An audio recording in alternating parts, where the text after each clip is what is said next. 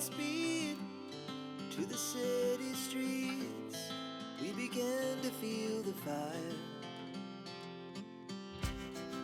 We rise like tall buildings as the chemicals they take us higher.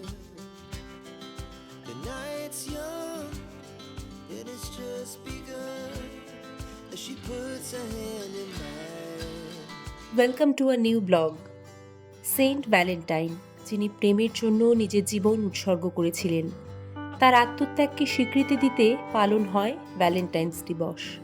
প্রাচীন রোমের বাসিন্দা, পেশায় পুরোহিত এবং একাধারে চিকিৎসক সেন্ট ভ্যালেন্টাইন হাজার বছরের বেশি সময় ধরে হয়ে উঠেছেন প্রেমিক যুগলের ভালোবাসার প্রতীক।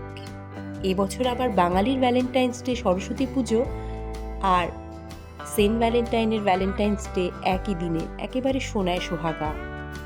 সে যাই হোক, এই শুভ দিনে গিফট দেওয়া নেওয়া না হলে বিষয়টা একটু কেমন ফিকে হয়ে যায় না? প্রেমের তো স্বর জমে কি তাহলে? তা কি গিফট দেওয়া যেতে পারে, এই নিয়ে মাথায় একটা চিন্তা ভাবনা কিন্তু ঘুরঘুর করতেই থাকে। আজকের ব্লগে আপনাদের সাথে শেয়ার করব এমন কিছু গিফটের কথা যা আপনার প্রিয় মানুষটিকে এই ভ্যালেন্টাইন্স ডেতে যদি আপনি গিফট করেন, তাহলে অ্যাস্ট্রোলজি বা বাস্তুশাস্ত্র অনুযায়ী বলা হয় সম্পর্ক নাকি গাঢ় হয়। আমিও জেনেছি। আপনারা অনেকেই বলতে পারেন, তুমি আবার কবে থেকে জ্যোতিষ চর্চা শুরু করলে? বিষয়টা ঠিক তেমন নয়, জানেন।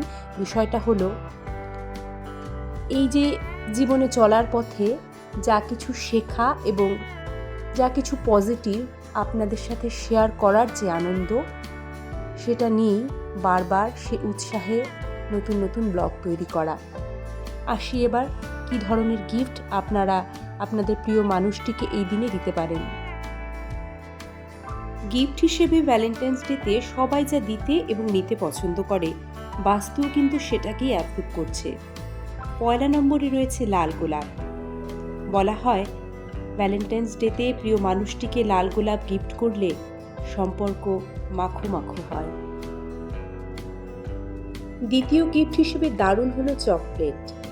ডার্ক চকলেট হলে ব্যাপারটা আরও জমে যাবে। বাস্তু বা অ্যাস্ট্রোলজি বলে ভ্যালেন্টাইন্স ডের দিন আপনি আপনার প্রিয় মানুষটিকে যদি একটি সুসজ্জিত বাক্সে ডার্ক চকলেট গিফট করেন, তাহলে সম্পর্ক নাকি খুব সুন্দর এবং গভীর থেকে গভীরতর হয়ে ওঠে।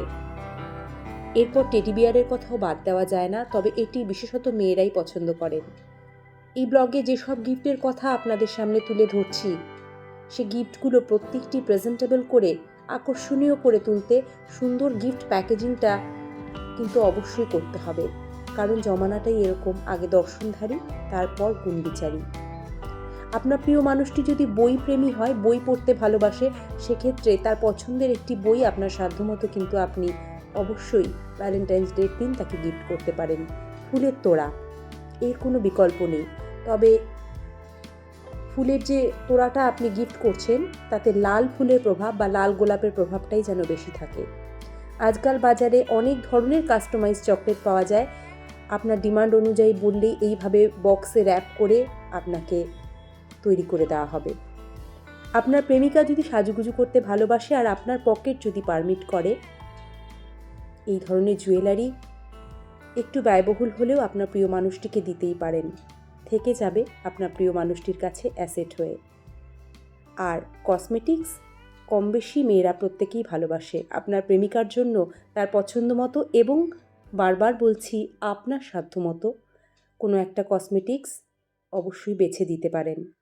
ভ্যালেন্টাইন্স ডে স্পেশাল অনেক ধরনের ফ্যাশন জুয়েলারিও পাওয়া যায়, যেগুলোতে ভ্যালেন্টাইন্স ডের সময় ছাড় চলে।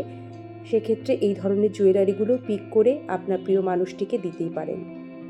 শুধু প্রেমিকা নয়, প্রেমিককেও কী কী ধরনের গিফট একজন প্রেমিকা দিতে পারে সে নিয়েও আসছি আলোচনায়। যারা ঘর সাজাতে ভালোবাসেন, এই ধরনের ল্যাম্পগুলোও দিতে পারেন, ব্যাগস দিতে পারেন একে অপরকে।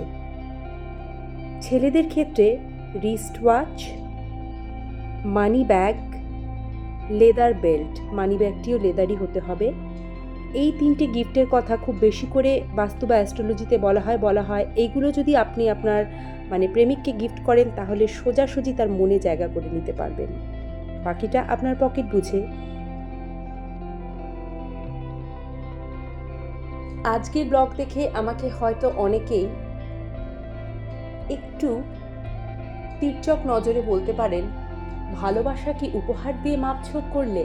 বিষয়টা না আসলে তেমন নয় জানেন, যুগের সাথে তাল মিলিয়ে চলা। আর একটা ছোট্ট উপহার নিয়ে যাওয়া সম্পর্ককেও অনেক বেশি প্রাণবন্ত করে তোলে।